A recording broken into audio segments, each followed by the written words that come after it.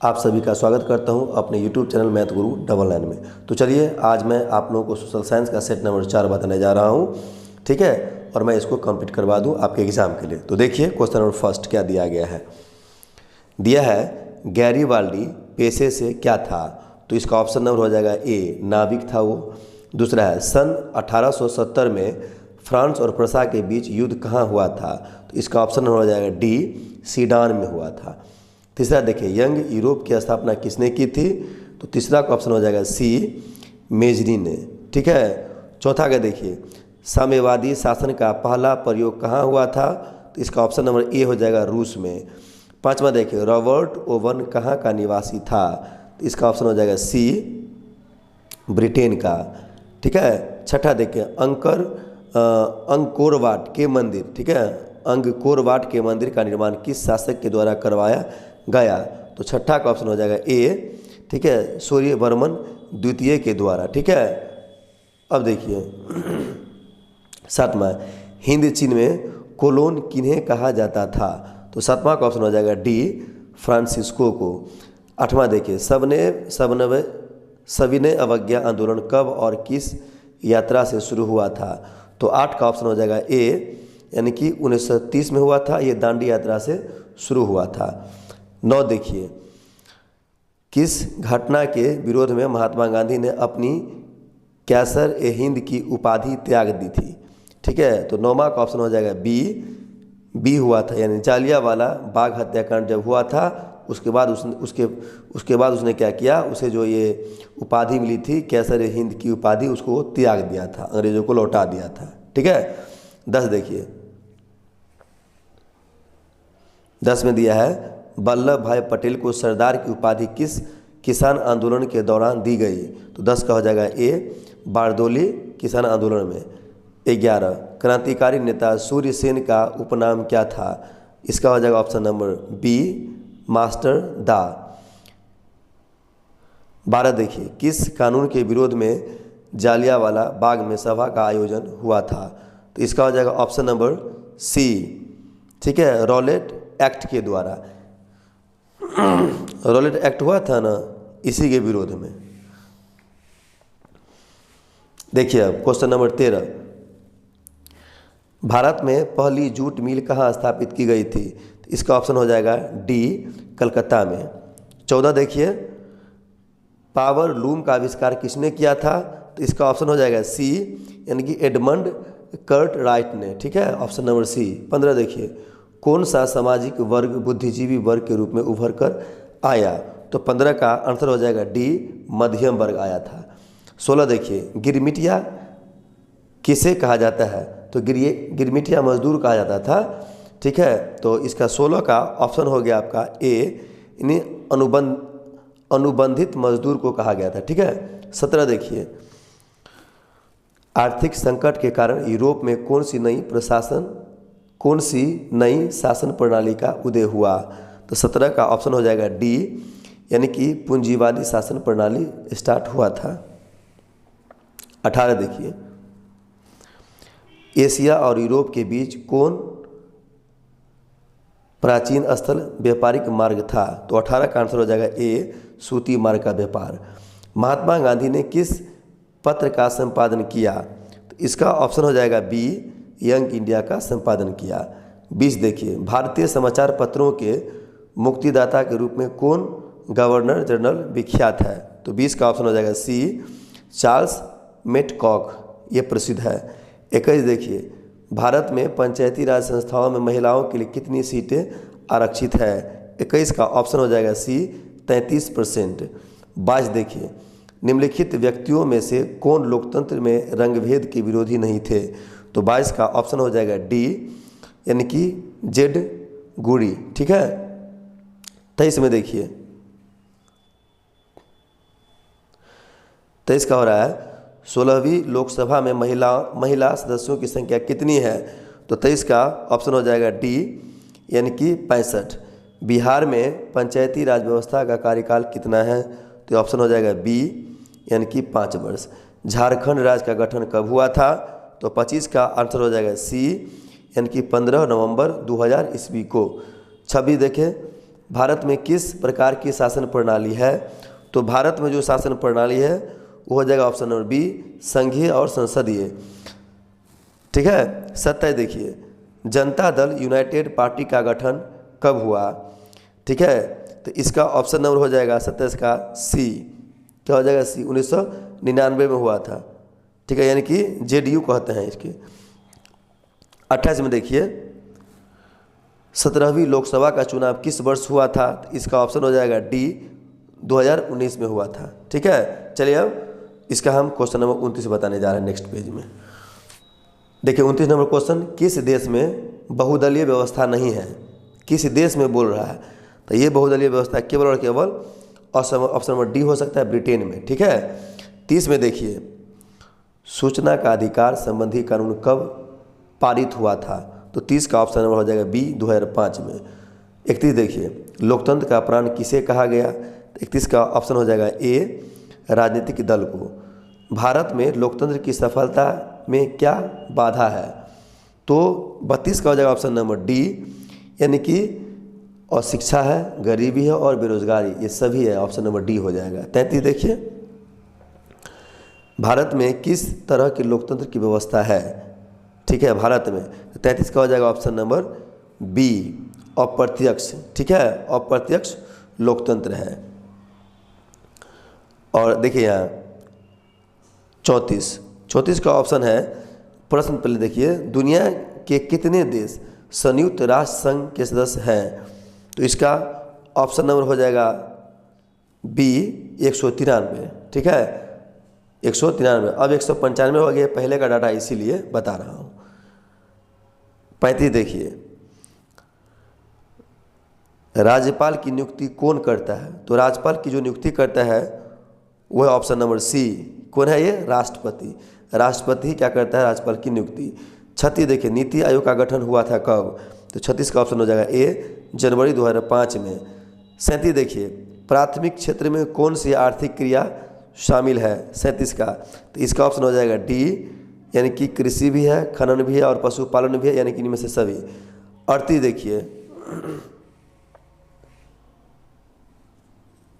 38 में दिया गया है, कृषि कार्य में महिलाओं की भागीदारी है कितनी? तो 38 में जो भागीदारी है वह ऑप्शन नंबर बी, कितना है? 40%।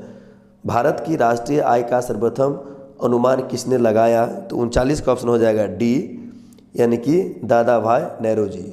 40 देखिए, भारत में राष्ट्रीय आय की गणना कौन करता है? तो 40 का ऑप्शन नंबर हो जाएगा ए, केंद्रीय सांख्यिकी संगठन यानी CSO करता है। ठीक है, शॉर्टकट में दिया गया है। अब देखिए 41 क्वेश्चन में क्या दिया गया है, ध्यान दें। 41 में दिया गया है, निम्न में से कौन शाखा मुद्रा का उदाहरण है? इसका हो जाएगा ऑप्शन नंबर बी। ठीक है, कौन शाखा बोला था? Bank draft. सॉरी 41 है यहाँ पर, निम्नलिखित में जो कौन शाखा मुद्रा का उदाहरण है? तो बैंक ड्राफ्ट है। Clear, option number B. 42 देखिए, निम्न में कौन प्लास्टिक मुद्रा है? तो 42 का ऑप्शन हो जाएगा सी, डेबिट कार्ड। 43 देखिए, इनमें से कौन संस्थागत वित्त का साधन है? तो 43 का ऑप्शन हो जाएगा सी। ठीक है, व्यावसायिक बैंक। 44, भारत में कितने राष्ट्रीयकृत बैंक है? तो 44 का ऑप्शन हो जाएगा डी। 21, निम्नलिखित में से कौन गैर आर्थिक आधारभूत संरचना का अर्थ है? तो 45 का ऑप्शन हो जाएगा बी, यानी कि शिक्षा। वैश्वीकरण का उद्देश्य क्या है? तो 46 का ऑप्शन हो जाएगा डी। ठीक है, वस्तुओं का मुक्त प्रवाह हो गया, पूंजी का मुक्त प्रवाह हो गया और प्रौद्योगिकी का मुक्त प्रवाह हो गया, यानी कि इनमें से सभी ऑप्शन नंबर डी होगा। 47 देखिए, निम्नलिखित में से कौन सा संस्थान भारत में मुद्रा जारी करने के लिए अधिकृत है? तो 47 का ऑप्शन हो जाएगा A, reserve bank of India. 48, Bharat में 1 रुपया का नोट कौन जारी करता है? तो 48 का ऑप्शन हो जाएगा सी, वित्त आयोग इसको जारी करता है, ऑप्शन नंबर सी हो जाएगा ये। क्लियर। अब चलिए इसका क्वेश्चन 49 से बताने का आपको कोशिश कर रहे हैं, ध्यान दें। देखिए 49 क्वेश्चन, उपभोक्ता अधिकार दिवस कब मनाया जाता है? इसका ऑप्शन हो जाएगा बी, 15 मार्च को। 50 देखिए, कृषि उत्पादों के मानकीकरण के लिए किस मानक का प्रयोग किया जाता है? तो 50 का ऑप्शन हो जाएगा बी, एग मार्क। 51 देखिए, किसने कहा कि हमारे पास पेट भरने के लिए बहुत कुछ है परंतु पेटी भरने के लिए नहीं? तो इसका ऑप्शन हो जाएगा सी, महात्मा गांधी ने कहा। भारत 52 देखिए, भारत में सबसे अधिक विस्तार किस मिट्टी का है? तो 52 का ऑप्शन हो जाएगा सी जलोढ़ मिट्टी का। 53 देखिए, प्राणियों के शरीर में कितना प्रतिशत जल की मात्रा निहित होती है? तो 53 का ऑप्शन हो जाएगा डी, यानी 65%। हीराकुंड बांध है कहाँ पर? तो 54 का ऑप्शन हो जाएगा डी, ओडिशा में। बिहार में कितने प्रतिशत भौगोलिक क्षेत्र में वन का फैलाव है? तो 55 का आंसर हो जाएगा डी, यानी कि 7% पर। 56 देखिए, निम्न राज्यों में से किसमें सर्वाधिक वन क्षेत्र है? तो 56 का आंसर हो जाएगा ए, यानी कि मध्य प्रदेश के पास सबसे बेसी वन है। अब देखिए 57, किस खनिज को उद्योगों की जननी कहा जाता है? तो 57 का ऑप्शन हो जाएगा सी, ठीक है, लोहा को। 58 देखिए, सबसे उत्तम किस्म का कोयला कौन होता है? तो एंथ्रासाइट, ऑप्शन नंबर ए, ठीक है। और 59 देखिए, भारत में कोयले का सर्व प्रमुख उत्पादक राज्य कौन है? तो 59 का ऑप्शन हो जाएगा डी, ठीक है, छत्तीसगढ़। 60 देखिए, निम्न में से कौन जीवाश्म ईंधन है? 60 का आंसर हो जाएगा डी, यानी कि कोयला भी है, पेट्रोलियम भी है और प्राकृतिक गैस, यानी कि ऑप्शन नंबर डी सभी। 61 देखिए, निम्नलिखित में से कौन सी रबी फसल नहीं है? तो 61 का ऑप्शन नंबर डी हो जाएगा, नहीं है पूछ रहा है तो धान, ठीक है, रबी फसल, क्योंकि ये खरीफ फसल में आता है, ठीक। 63, भारत में पहली सूती मिल कहाँ स्थापित की गई? तो 63 का ऑप्शन नंबर बी, मुंबई में, ठीक है। निम्नलिखित में से कौन उद्योग सार्वजनिक क्षेत्र के अंतर्गत आता है? तो 64 का आंसर हो जाएगा सी, बोकारो लो इस्पात उद्योग, ठीक है। अब 65 का देखिए, कांडला विशेष आर्थिक क्षेत्र कहाँ पर है? तो 65 का हो जाएगा ऑप्शन नंबर डी, गुजरात। 66 देखिए, भारत का सबसे बड़ा रेलवे क्षेत्र कौन है?